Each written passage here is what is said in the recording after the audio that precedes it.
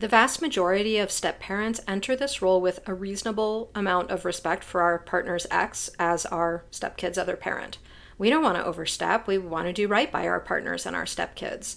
So we take any suggestions that we're overstepping very seriously. The last thing we want is to make things worse between houses or harder for our stepkids, right? If we're accused of overstepping, we typically back off just to stay on the safe side, even when all we're doing seems like totally normal step parenting. Here's the thing though, a normal, mature adult whose children have a step parent wouldn't insist on dictating that relationship in the first place. So if that's what's happening, hello, red flags. Chances are pretty dang good you're looking at someone who's high conflict. So today's pep talk is more of a reminder. Just because the ex claims you're overstepping doesn't mean you're actually overstepping. Many a high conflict ex will play the overstepping card in an attempt to get you the hell away from their kid, or control what's happening at your house, or stir up drama, or heck, all of the above. A lot of step parents get intimidated by this shit and become paranoid about what the right way is to interact with their stepkid. I know I did.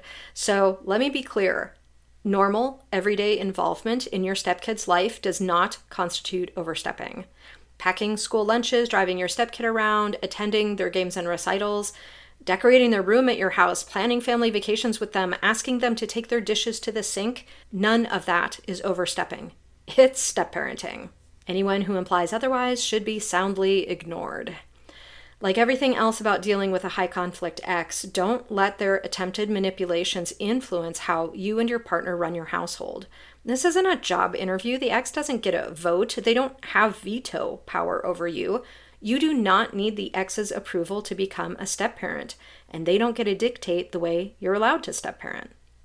If you're fed up with a nightmare ex, you should definitely come join our support community on Substack. We have a private chat room where you can safely vent. You can even use a fake name for extra anonymity if you want. We would love to have you. I'll link it right in the show notes.